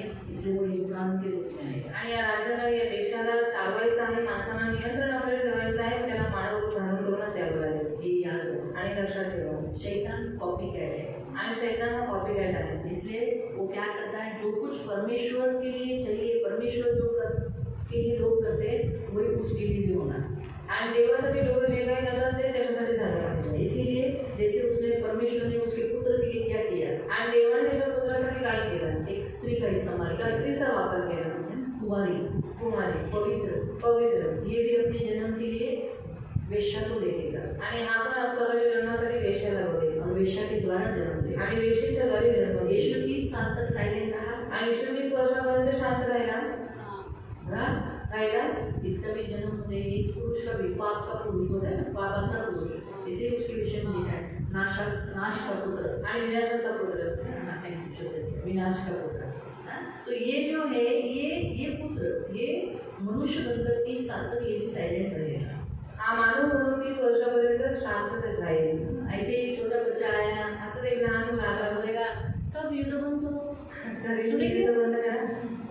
ऐकते का? सुनेंगे, ऐकते नाही ऐकत. इस्राएली लोगों को बोलेगा मंदिर बनाओ, आणि इस्रायल लोकांना बोलेल मंदिर बांधा. इस्राएली उसका स्वागत करेंगे लिखा है. आणि इस्रायली लोक त्याचं स्वागत करतील असं देण्यात आलेलं आहे. इस्राएली उसके वश में हो जाएंगे, उसका सुनेंगे. मतलब सोचो कोई एक अच्छे स्थान पर, पौधे पर होगा. आणि इस्रायल त्याच्या वशमध्ये होती, म्हणजे तुम्ही विचार करा कोणत्या तरी उंच स्थानावर तो असेल. शायद अभी यीशु कौन से गोत्र से आया? आणि येशू कोणत्या गोत्रातून आला? वो यहूदा से नहीं आएगा, वो इस्राएल से पैदा हुआ ना हमारा यीशु. आणि इस्रायल गोत्रातून, यहूदा गोत्रातून. तो ये भी क्या करेगा? आणि आपण काय करेल? इस्राएल से बनते. आणि इस्रायलमधूनच तो जन्म घेईल. और इसीलिए बहुत सालों पहले उसके विषय में भविष्यवाणी की. आणि खूप वर्षांपूर्वी त्याच्याबद्दल त्याची भविष्यवाणी झालेली आहे. पढ़ेंगे उस वचन. वाचते त्या वचनाला. जेनेसिस उत्पत्ती 49 और उसका 17. जेनेसिस उत्पत्ती 49 49 उसका 17. त्याचं 17. प्रियो, ये भविष्यवाणी याकूब की है. आणि ही जी भविष्यवाणी आहे ती याकोबाची आहे. याकूब आप सबको मालूम है ना, आणि याकोब तुम्हाला सर्वांना माहिती आहे ना, एक अच्छा प्रभु का चुना हुआ पात्र है. एक चांगला देवाचा निवडलेला और उसने पात्र आहे. अपने पुत्र के विषय पे भविष्यवाणी की. आणि त्याने पुत्राच्या बाबतीत भविष्यवाणी केली. इसके विषय पर कोणाच्या बाबतीत? आपल्या भविष्याच्या बाबतीत. कितने बच्चे थे? त्याला किती मुलं होती? हाँ? उसे कितने बच्चे थे? त्याला किती छान. याकूब को कितने बच्चे थे? 12. हाँ? बताओ कितने बच्चे थे? लालसा बताओ कितने थे? आशा ताई, याकूबाला किती मुले होते? कोणता तरी नंबर सांगायचा. मग विचारायचं हा का, त्याच्यात वाढवायचं हा का, असं करायचं. तुम्ही वापरायचं. सांग तुझी बता कितने याकूब को कितने बच्चे थे? हाँ, 12. ताली बजाओ सभी. याकूब के कितने बच्चे थे? 12. तो पढ़ेंगे 49. उत्पत्ति जेनेसिस उत्पत्ती 49, 49 और उसका 17. त्याचं 17. दान हा मार्गाचा सर्प. हाँ, दान गोत्र के विषय पे भविष्यवाणी. क्या लिखा है? वो मार्ग का सांप. सांप कौन है ना? सांप कौन है? दान खुद के बेटे के विषय में कह रहा है. आणि स्वतःच्या मुलाच्या बाबतीत म्हणतोय. उसके गोत्र के बारे में, उसे होने वाली पीढ़ी के बारे में बता रहा है. आणि त्याच्या गोत्राबद्दल आणि त्याच्या येणाऱ्या पिढीबद्दल सांगत आहे. क्या कहना है? काय म्हणतो? दान, दान ये जो पुत्र है, हा जो पुत्र आहे कैसे है? एक मार्ग का सांप, फिर आणि तो मार्गाचा सर्प आणि वाटेवरचा नाग होईल. नारे रास्ते में का, जो रास्ते में चलने वालों को अब देखो, उसके आगे देखो. हा घोड्याच्या टाचेस दंश करतो. वो तेव्हा जो घोड़े पे बैठे हैं उसके, यानी जो दौड़ रहे हैं, युद्ध के लिए जा रहे हैं, जो आगे बढ़ रहे हैं, उनके घोड़े के पैर को, एड़ी को डसेगा तो क्या होगा? घोड़ा क्या हो जाएगा? घोड़ा गिर जाएगा ना. बराबर. कितना दुष्ट है ना नाग. सवार को मार नहीं सकता है, इसलिए उसके घोड़े को डसा. और देखो आगे लिखा है, त्याच्यावरील स्वार उठून मागे पडतो. जो घोड़े पे बैठा है वो घोड़ा गिर गया तो वो क्या हो जाएगा? ऐसे ही गिरेगा ना. इसमें क्या लिखा वहाँ पे? 365 पर वो गिर जाएगा. ये शैतान उसी के गोत्र से आएगा. आणि शैतान ह्याच्याच गोत्रात येईल. आने वाला जो है आणि येणार आहे ख्रिस्त विरोधी. पुरुष, जिसे पाप का पुरुष कहा गया है, त्याला पापाचा पुरुष विनाश का म्हणण्यात आले. पुत्र कहा गया है, विनाशाचा पुत्र म्हणण्यात आलेला मनुष्य आहे. बनकर आएगा. आणि मानव रूप धारण करेल. साइलेंटली इसमें पड़ेगा. आणि शांततेत तो वाढेल. इसीलिए प्रियो, यहाँ पर जो वचन में दिया गया है, जो दान गोत्र, रेवलेशन में अगर 7वें अध्याय में पढ़ोगे तो दान गोत्र नहीं है. आणि प्रकटीकरण 7 मध्ये जर वाचलं तर दान गोत्र नाहीये. पढ़ेंगे वाचते वापस आपण. हमारे रेवलेशन. आप रेवलेशन में कुछ ना कुछ रखा करो, क्योंकि हमें बार बार उस अध्याय में बीच में जाना पड़ेगा. 7वां अध्याय निकालो. प्रकटीकरण 7 काढूया. रेवलेशन प्रकटीकरण 7 अध्याय 7 और उसका 1,44,000 लोगों को मुद्रित किया गया है, ऐसा लिखा है. 4 वचन से पढ़ेंगे. ज्यांच्यावर शिक्का मारण्यात आला त्यांची संख्या मी ऐकली. उनकी कोई हानि नहीं होगी उन लोगों को. इस्रायल लोकांच्या सर्व वंशांपैकी 1,44,000 शिक्का मारण्यात आला. पहिला गोत्र. यहूदा वंशांपैकी 12,000. पहला बच्चा कौन है? रूबेन. लेकिन अभी यहाँ किसका नाम लिखा गया है? इसलिए यहूदा नंबर 1 हो गया, क्योंकि उससे हमारा यीशु मसीह जन्म लिया. और इसीलिए आज सारे गोत्रों में सबसे नंबर 1 पर है यहूदा. ठीक है. दूसरा रुबेन वंशांपैकी 12,000 नंबर. रूबेन. गाद वंशांपैकी 12,000 नंबर. रूबेन के बाद कौन है? शिमोन है. लेकिन देखो कौन सा गोत्र लिया? गाद. फिर आशेर वंशांपैकी 12,000 नंबर. आशेर. नफ्ताली वंशांपैकी 12,000. नफ्ताली. मनश्शे वंशांपैकी 12,000. मनश्शे. शिमोन वंशांपैकी 12,000. लेवी वंशांपैकी 12,000. लेवी. इसाकार वंशांपैकी 12,000. इस्साकार. जुबलून वंशांपैकी 12,000. आणि बिन्यामीन वंशांपैकी 12,000 नंबर बिन्यामीन, लेकिन दान नहीं है, पण दान नाही आहे गोत्र काटा गया। आणि तो गोत्र कापण्यात आला। मालूम हुआ? तो इसीलिए आने वाला जो मसीह विरोधी आने वाला है, आणि ख्रिस्त विरोधी येणार वो आहे भी एक मनुष्य के स्वरूप में आएगा, आणि तो मानव रूप धारण करून साइलेंटली आएगा, शांततेत येईल तो चुप, जैसे हमारा यीशु मसीह 30 साल अपना लाइफ साइलेंटली जिया, आणि येशू ख्रिस्ताने 30 वर्ष शांततेत आपलं जीवन घालवलं 30 साल में अपना स्थान बनाएगा पूरे देश को कंट्रोल करने आणि या 30 वर्षापर्यंत आपलं स्थान चांगल्या रीतीने बनवून घेत देशाला नियंत्रणात उसके करण्यासाठी। विषय में लिखा है वो बहुत चिन्ह चमत्कार करेगा। त्याच्या बाबतीत दिलेलं आहे की तो खूप चिन्ह चमत्कार करेल। क्यों वो चिन्ह चमत्कार करेगा? का तो चिन्ह चमत्कार करेल? क्योंकि हमारे मसीह ने भी चिन्ह कारण आता चमत्कार येशू किया। ख्रिस्ताने सुद्धा चिन्ह चमत्कार सेवा केले के लिए आहे। उतरा, जेव्हा तो सेवेला उतरला यीशु ने बहुत चिन्ह येशू चमत्कार किया। ख्रिस्ताने खूप चिन्ह चमत्कार वो केले। भी ऐसा बताना चाहता है जैसे तुमने मसीहा को बचाने वाला उद्धारक बोला, मैं भी तुम्हें बचाने वाला हूँ, इसलिए वो झूठे झूठे चिन्ह दिखाएगा। आणि त्याला पण असंच दाखवायचं आहे की जसं येशू ख्रिस्त तारण करता झाला मग तसंच मला सुद्धा तुमचं तारण करता व्हायचं आहे म्हणून खूप खोटे खोटे चिन्ह चमत्कार झूठे करतो। झूठे चिन्ह चमत्कार करेगा, लोगों को फंसाएगा। आणि खोटे खोटे चिन्ह चमत्कार करून तो लोकांना फसवेल। तो यहाँ वापस अभी हमारे वचन में जाएंगे, यूहन्ना की पत्री में। पुन्हा योहानाच्या पत्रात आपण जाऊया।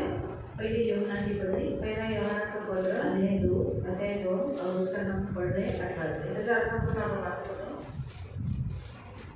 मुलांनो, ही शेवटची घटना आहे आणि ख्रिस्त विरोधात येणार आहे असं तुम्ही ऐकले त्याप्रमाणे जो आने वाला है, जिसके विषय पे हमने अभी देखा, उसके बारे में हम थोड़ा और भी बाद में देखेंगे, शायद हम कल देखेंगे। तो वो आने वाला है, हाँ। त्याप्रमाणे आताच पुष्कळ ख्रिस्त विरोधक उठले आहेत। लेकिन उसके अनुसार जो आने वाला है वो काम करेगा, पवित्र आत्मा उठा लिया जाएगा, एंटी क्राइस्ट मसीह विरोधी आ जाएगा, वो आएगा, सचमुच आएगा। लेकिन उसके पहले भी यहाँ क्या लिखा है? बहुत सारे मसीह विरोधी खड़े हैं।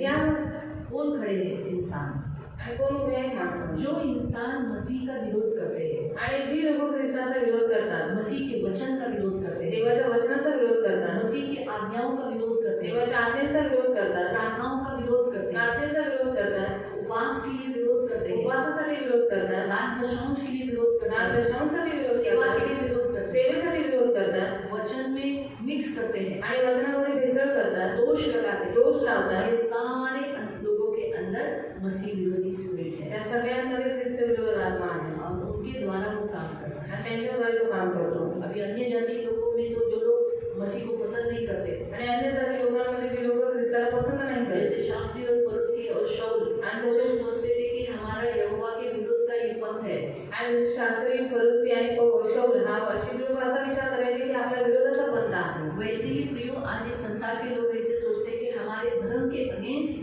यीशु का पंथ है, आणि तसंच या जगातील लोक पण असा विचार करतात की आपल्या धर्माच्या विरोधामध्ये हा ख्रिस्ती धर्म आहे। हमारे धर्म के लोगों को ये लोग खींच रहे हैं आणि आपल्या धर्माच्या लोकांना ही लोक खेचून और घेतात हमारे धर्म की जो काम है वो उन्हें करने के लिए मना करते हैं। आणि आपल्या धर्माची जी कामं आहेत ती करण्यासाठी लोक मना करतात इसीलिए इस पंथ को विरोध करो, आणि म्हणून या पंथाचा इस विरोध पंथ करा को मारो, आणि या पंथाला इस पंथ मारा, का विरोध करो, या पंथाचा विरोध करा। इस पे चलने वाले पास्टरों को जो उन्हें शिक्षा देते उन्हें खत्म करो। इन्हें मारेंगे तो कौन करेगा, कौन सिखाएगा? लेकिन उसको मालूम नहीं, एक पास्टर मरेगा तो कितने पास्टर प्रभु खड़ा करता है। आणि ती लोक असं म्हणतात की हा पास्टर आहे, हा शिकवतो म्हणून पहिले ह्याला मारलं तर ह्याला जर मारलं तर मग त्यांना कोण शिकेल? पण त्याला हे नाही समजत एका पास्टरना मारलं तर ते हजारो पास्टर उभे तो होते। इस रीति से प्रियो, ये जो मसीह विरोधी जो स्पिरिट है वो बहुतायत इंसानों के अंदर जो मसीह का विरोध करते हैं उनके अंदर वो काम करती है। आणि ही जी ख्रिस्त विरोधक आत्मा आहे जी खूप सारी माणसं जे ख्रिस्ताचा विरोध करतात त्यांच्यामध्ये राहून ती काम करते। वो आने वाली है, आणि ती येणार आहे, लेकिन ऑलरेडी वो काम कर रही है। पण पहिलेच ती काम करत आहे। और वो कहाँ है? आणि कुठे आहे? नीचे है, खाली और आहे। वो नीचे से लोगों को कंट्रोल करती ती है, खालून लोकांना नियंत्रणामध्ये लोगों करते, को भटकाती है, लोकांना भटकवते लोगों को जीवन में काम करती है, आणि लोकांच्या जीवनात काम करते। यहाँ तक कि वो मसीहियों के जीवन में भी काम करती है। पढ़ा के यावर आपल्याला दिसून येते की ही शेवटची घटना आहे। आपल्यातूनच ते निघाले, हाँ, वो हम में से निकले थे, यानी वो कहाँ काम करती है? हम में से, यानी मसीहियों के लोगों के अंदर से। इसलिए कभी कभी मसीही लोग यहाँ आते हैं और और लोग इथे येतात, कुछ कुछ बातें उन्हें अच्छी नहीं लगती, काही काही गोष्टी त्यांना नाही आवडत। वैसे वैसे बोला, असं असं बोलले, हमारा देवी देवता को छोड़ने का, ऐसे कैसे बोला, उनकी पूजा नहीं करने का, ऐसे कैसे बोला, बोला है ना, खड़े होते थे, विरोध में बोलते, अगर किसी को हमने बोला अगर विचार नहीं करो, ऐसा वैसा नहीं हुआ विचार करने का, सुख तो मिलता है ना ऐसा, या हम ये भी इशू को भी करेंगे वो भी करेंगे, तो जो सिखा रहा है उसको अपना शत्रु समझते हैं। आणि जो शिकवत आहे त्याला आपला शत्रू समजतात। जो यहाँ सिखा रहा है वचन, आणि जो इथे वचन शिकवत आहे, जो भी सिखाएगा जो कोणी उसका शिकवेल विरोध करेंगे, त्याचा विरोध करतात। ऐसे नहीं है, चांगले नाही ते, ऐसा चर्च नहीं है, चांगलं चर्च नाही आहे, चर्च के लोग ऐसे नहीं है। आणि त्या चर्चचे लोक चांगले नाही जो आहेत। लोग यहाँ वचन जो सिखाते हैं दूसरों को ऐसा नहीं करने का, वो नहीं अच्छी नहीं है, आणि त्याच्याने शिकवलं की नाही करायचंय, ते लोक म्हणतात हे स्त्री हा पुरुष चांगला नाही। ऐसा करके बोलेंगे, इसको क्या मालूम है, इसको क्या बोल रहा है, हमको क्या सिखाता है, हमको क्या बोलता है, हमको आता है कि हम लोग बहुत साल से हमको सब आता है, हमको नहीं सिखाने का। आणि आम्हाला शिकवायचं। ये स्पिरिट मसीहों के अंदर काम करती है। आणि हा जो आत्मा आहे ख्रिस्ती लोकांमध्ये काम करतो। और तरी ते आपले नव्हते, ते आपले असते तर आपल्याबरोबर राहिले असते, त्यांच्यातील कोणीही आपला नाही हे प्रगट व्हावे म्हणून ते निघाले। जो पवित्र पुरुष त्यांच्याकडून तुमचा अभिषेक झाला आहे म्हणून तुम्हाला सर्वांना ज्ञान आहे, तुम्हाला सत्य कळत नाही म्हणून मी तुम्हाला लिहिले आहे असे नाही, तुम्हाला ते कळते म्हणून आणि कोणतीही लबाडी सत्यापासून नाही म्हणून लिहिले आहे। येशू हा ख्रिस्त आहे हे जो नाकारतो, हाँ अभी देखो सुनो ध्यान से, येशू हा ख्रिस्त आहे हे जो नाकारतो त्याच्याशिवाय कोण लबाड आहे? कि जो यीशु मसीह को इनकार करता है मसीह होने के लिए वही मसीह विरोधी है। जो पित्याला व पुत्राला नाकारतो तोच ख्रिस्त विरोधी आहे। जो पिता और पुत्र का जो रिश्ता है उसको इनकार करता है वो मसीह विरोधी है।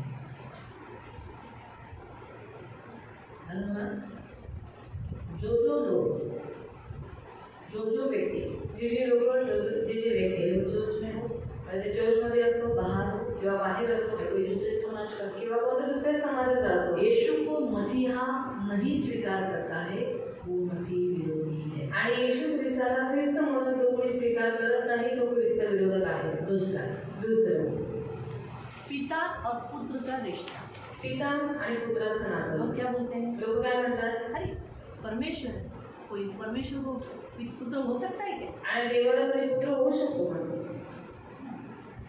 सही है, लेकिन क्यों नहीं हो सकता? पण का नाही होऊ शकत?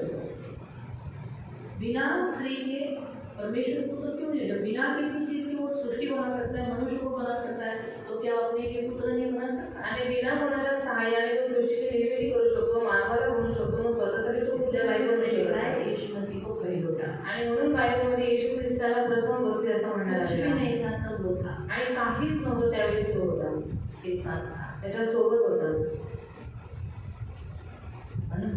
इसीलिए प्रियो ये दो बातें हमेशा याद रखना। आणि या दोन गोष्टी नेहमी लक्षात ठेवा। आज भी देखो ऐसे बहुत सारे पंथ है, आणि आजही खूप सारे असे पंथ हम आहेत, लोग बोलते नहीं है, ते म्हणतात नाही यीशु ठीक है लेकिन उसको पुत्र नहीं है, देव ठीक आहे पण त्याला काही पुत्र नाही, हम उसे बेटा नहीं बोलते। त्याला आधी मुलगा नाही म्हणत।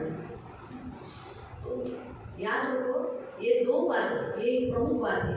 आणि या प्रमुख गोष्टी आहेत। एंटीक्राइस्ट के मसीह विरोधी होने के लक्षण, जो इंसानों के अंदर मसीह विरोधी होने के लक्षण, आणि ख्रिस्त विरोधी होण्याची लक्षणं, उस आत्मा से हमें लड़ना है। त्या आत्म्याशी आपल्याला लढायचं असतं।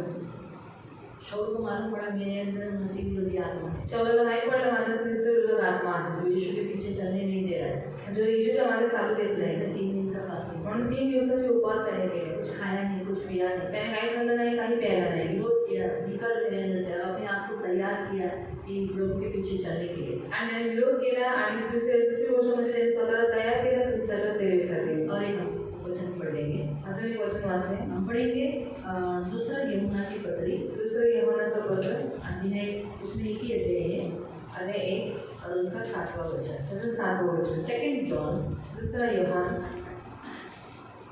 सेकंड जॉन दुसरा यहोवाचं पत्र, अध्याय 1 अध्याय 1 उसका वचन 7। त्याचं वचन 7। कारण फसवणूक करणारी म्हणजे देहाने येणारा येशू ख्रिस्त याला कबूल न करणारी, यीशु मसीह, अभी तीसरा लक्षण, यीशु मसीह देहधारी हुआ, सही है, शरीर में आया, बराबर है, हम मानते हैं, आप लोग मानते हो, मैं भी मानती हूँ, लेकिन कुछ लोग कहने गए नहीं, वो शरीर में नहीं आया, आणि काही लोक म्हणजे नाही, तो शरीरामध्ये नाही आला, वो मसीह विरोधी स्पिरिट है। आणि ख्रिस्त विरोधी आत्मा आहे। तो यहाँ लिखा है ऐसे बहुत सी संसार में लोग हैं पुष्कळ माणसे जगात उठली आहे यहाँ जो यीशु को शरीर में आया ये एक्सेप्ट नहीं करते, कबूल नहीं करते। मालूम हुआ? आगे फसवणूक करणारा व ख्रिस्त विरोधक असल्यासाठी अभी मसीह विरोधी के साथ साथ एक नाम भी उसको जोड़ दिया जो हम ऑलरेडी पहले देखा था रेवलेशन में, प्रकाशित वाक्य में। हालेलुया हालेलुया हालेलुया हालेलुया हालेलुया हालेलुया। हमने उसके विषय में देखा था, उसका नाम क्या बताया था? भरमाने वाला। भरमाने वाला, भरमाने वाला मतलब क्या? हाँ, जैसे सोचो अभी इसको बता रहे कि पूछ लिए दीदी हाँ रस्त्याला कसं जायचं, तो वो रास्ता कैसा है? यहाँ से बाहर निकलने का और पानी की टाकी पे चढ़ने का, वहीं पर है पानी की टाकी के सामने वो दुकान है। मैं इसको बोलूँगी बाहर जाना, इधर से ऐसा जाना, देखो नदी लगेगी, नदी के आगे दो रास्ता निकलेंगे, एक रास्ता ऐसा जाना, ये राइट साइड जाना, सीधा सीधा चलते जाना, सीधा चलते जाना, वो दुकान तुमको मिल जाएगा। रास्ता किधर था? पानी की टाकी। मैंने बताया कौन सा? पाषाण। उधर वो ढूंढती रहेगी ढूंढती रहेगी ढूंढती रहेगी। अच्छा हो गया गाँव का नहीं बताया, बहुत सारे गाँव है उसमें भटकती जाएगी, फिर वापस रिटर्न आने को तकलीफ। किसी जगह जैसे बदलापुर में हुआ, बदलापुर में मैं किसी एक को लेके गई थी, रात का समय था, सब चल भी चल मार्केटिंग सब, मैंने उसको नीचे से रास्ते से शॉर्टकट लेकर आया। मुझे मन पड़ा रही हो न जाए, इसलिए बार बार शॉर्टकट को लेते हैं। अगर ढाई गड़बड़ी में मुंबई में भी हम जाते किसी को इनको सबको लेके जाते हो, मुझे मालूम है उसमें फंस सकते हैं। मैं कभी भी किसी को मुंबई में अकेले जाने के लिए मना करती हूँ।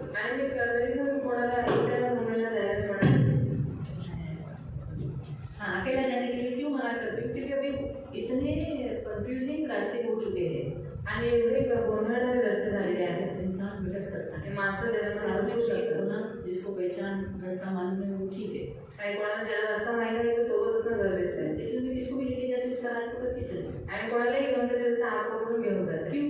काम कहीं ऐसा ना हो मैं आगे गई अभी पीछे से भटक रही, किधर दीदी किधर गई, क्योंकि इतनी भीड़ रहती है ना, आणि एवढी गर्दी असते, बहुत भीड़ रहती है। आणि खूप गर्दी असते। वो एक्सीलेटर पे चढ़ने समय भी वो पीछे न रह जाते, तुम आगे कैसे जाएगी, हाँ बस चढ़ो अभी। या फिर हमारे आगे भी उसको लेते हो, क्यों? किंवा माझ्या पुढे घेते का पकड़ पकड़ के आगे पीछे चलने का, आणि भटक गया तो आणि भटकला तर ये जरूरी होता है। भटक गया ना बहुत हानि होता है, आणि भटकल्याच्या नंतर खूप हानी होते, तकलीफ से जाना पड़ता है, रास्तेतून जावं लागतं। ये दुष्ट है ना, ऐसा ही है, लोगों को भटकाकर उनकी हानि करता है, नुकसान करता है। आणि दुष्ट असाच आहे की लोकांना भटकवतो, त्यांची हानी करतो, त्यांचं नुकसान करतो। इसलिए लिखा है ये जो है शरीर में आया यीशु मसीह ये कबूल नहीं करता, वो भरमाने वाला और मसीह विरोधी आत्मा है, मसीह विरोधी इंसान है। आणि देहाने येणारा येशू ख्रिस्त याला जो कोणी कबूल करत नाही तो ख्रिस्त विरोधक आत्मा। आठवी पडले आम्ही केलेले कार्य तुम्ही निष्फळ होऊ देऊ नका, तर त्याचे पूर्ण प्रतिफळ तुम्हाला मिळावे म्हणून खबरदारी घ्या। हाँ, इसलिए तुम लोग चौकस रखो इस विषय के लिए, जो तुम्हें प्रतिफल पाना है वो पाओ, अपना काम जो किया है वो गवा मत दो। इसीलिए 9 वचन ख्रिस्ताच्या शिष्याला चिकटून न राहता जो पुढे पुढे जातो त्याला देव प्राप्त झाला नाही। हाँ, इसीलिए ऐसे लोगों से सावध रहो, ऐसे लोगों से बचे रहो, अशा लोकांपासून वाचून राहा। तो इसलिए प्रियो ये मसीह विरोधी स्पिरिट जो है आणि ख्रिस्त विरोधी जी आत्मा आहे वो आत्मा भी है, ती आत्मा सुद्धा आहे, और इंसानों के द्वारा भी आपके साथ लड़ती है, आपको तकलीफ देती है, टॉर्चर करती है। आणि माणसाच्या द्वारे तुमच्याशी लढते, तुम्हाला टॉर्चर करते, सतावते। इसीलिए उस नए काल के जब चर्च एस्टैब्लिश हुआ था, बांध दिया था, तब शाऊल के द्वारा ये आत्मा बहुत प्रभाव से मसीहों को टॉर्चर कर रही है। आणि नवीन करारामध्ये जेव्हा मंडळी स्थापित करण्यात आली होती त्यावेळेस शौलाच्या द्वारे हीच ख्रिस्त विरोधी आत्मा ख्रिस्ती लोकांचा खूप प्रमाणात छळ करत होते। तब से लेकर अभी तक है, तेव्हापासून आतापर्यंत कोई तसंच मसीह आहे। लोग इस आत्मा से लड़ते नहीं, आणि कोणीच ख्रिस्ती लोक या आत्म्याशी लढत नाही, विरोध करते हैं। त्याचा विरोध करत नाही। हम आगे आगे देखेंगे ना, तो पौल ने भी इस मनुष्यों से हमेशा दूर दूर रहा। आणि पुढे पुढे जर तुम्ही वाचलं तर पौल सुद्धा नेहमी माणसांपासून लांब लांबच राहिला। जो लोगों ने शाऊल का नाम पौल हुआ और उसे सताते थे, उसे वे करते थे, वो गाँव को छोड़कर दूसरे गाँव चला जाता था।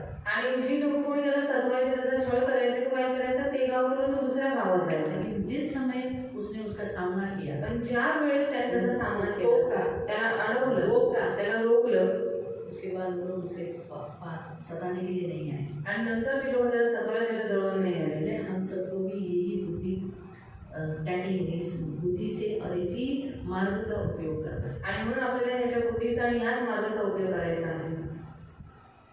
इस स्पिरिट का सामना ही करना पड़ता है. आणि यात आत्म्याचा सामनाच करावा लागतो. दूसरा उपवास करना पड़ता है. दुसरा उपवास करावा लागतो. अगर हमारे अंदर भी अभी भी वो कुछ उसके कुछ सुख भी बचे, कुछ काम भी बाकी है, तो उसको भी नाश करना है. आणि जर आपल्याकडे पण त्याची थोडीफार जी काही कामं उरलेली आहेत ती पण पूर्णतः आपल्याला नाश करायची आहे. हालेलुया. हालेलुया. मालूम पड़ा फिर? समजलं? किसी को कोई प्रश्न? कोणाला काही प्रश्न? अभी यही रुकेंगे. आपण इथेच थांबू. इसका आगे का सेशन कल होगा. आणि याच्या पुढचं शिक्षण उद्या होईल. आपके घर का मसीह व्यक्ति है, आणि तुमच्या घरामध्ये ख्रिस्ती व्यक्ती आहे यीशु बपतिस्मा किया हुआ है, आणि बपतिस्मा झालेला व्यक्ती आहे. उसके अंदर कौन है अभी? त्याच्यात आता कोण आहे? पवित्र आत्मा है. पवित्र आत्मा. लेकिन पवित्र आत्मा होते हुए भी ये जो दुष्ट आत्मा है, ये जो मसीह विरोधी आत्मा बाहर से उसको कंट्रोल करेगी. आणि पवित्र आत्मा त्याच्या आतमध्ये असून जो शैतान आहे, दुष्ट आहे, त्याला बाहेरून नियंत्रणामध्ये करतो, ती जाणीव सतवतो. अविश्वासी जिन्होंने बपतिस्मा नहीं लिया, यीशु को ग्रहण नहीं किया, उनके अंदर तो अंदर से काम करेगी.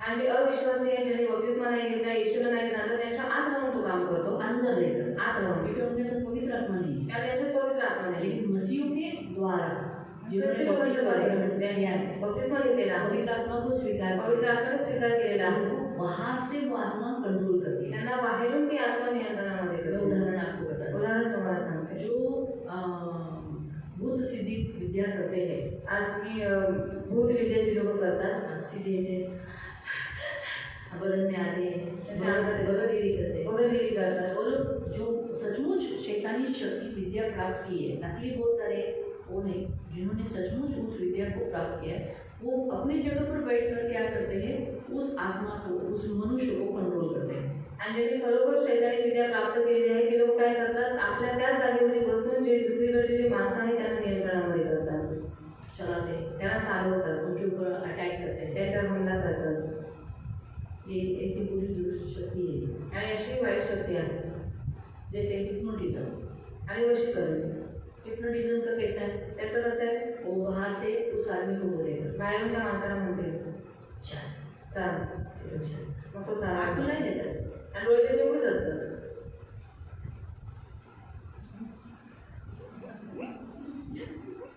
अरे आगे नहीं जा रहे, अभी आगे जा, फिर वो आगे. पुढे जा.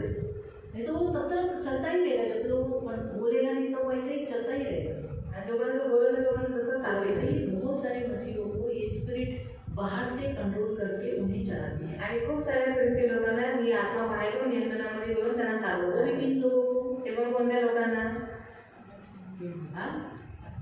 आज्ञा न मानने वाले मसीह. आणि आज्ञा पालन न करणारे ख्रिस्ती. तो जो लोग आज्ञा पालन नहीं करते, आणि जे लोक आज्ञेचं पालन उन करत मसीहों के द्वारा ये मसीह विरोधी आत्मा बाहर से उन्हें कंट्रोल कर काम कर सकती है. आणि त्या ख्रिस्ती लोकांच्या झाली की ख्रिस्ती लोक आत्मा त्यांना बाहेरून नियंत्रणामध्ये करून त्यांना चालवू शकते.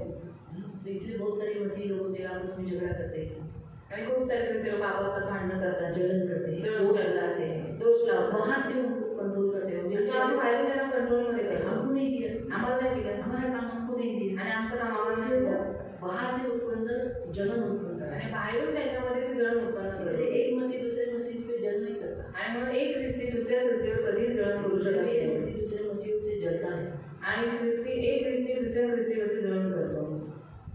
धन्यवाद. तो ये उसका लक्षण है. आणि त्याची लक्षणं आहेत. और किसी को प्रश्न? अजून कोणाला काही प्रश्न? ये जो आदमी जो रहते हैं, अभी जैसे उदाहरण के तौर पर जैसे इसने कहा, ये बात सच है. अभी कभी कभी आप उनको वचन से बात करोगे, उन वचन से बोलोगे तो वो चिढ़ जाते हैं, आणि कधी कधी जेव्हा तुम्ही वचनाच्या जात त्यांच्याशी बोलता ते लोक चिडून जातात, चिढ़ जाएंगे. चिडतात ते और लोक. चिढ़ने के कारण वो लोग क्या होते हैं, आणि चिडल्यामुळे काय होतं, आक्रामक हो जाते हैं, आणि आक्रमक होऊन जातात, मारने के लिए दौड़ते हैं. मारायला उठतात. तो आप ऐसा बोल, हाँ मारो, आणि तुम्ही असं नाही बोलायचं मार. आप पकड़ सकते हैं, तुम्ही पकडू शकता. पकड़कर उसका हाथ भी बोल सकते हैं, यीशु के नाम में शांत हो, यीशु के नाम में निकल जाए, ऐसा करके आप उसको कंट्रोल कर सकते हैं.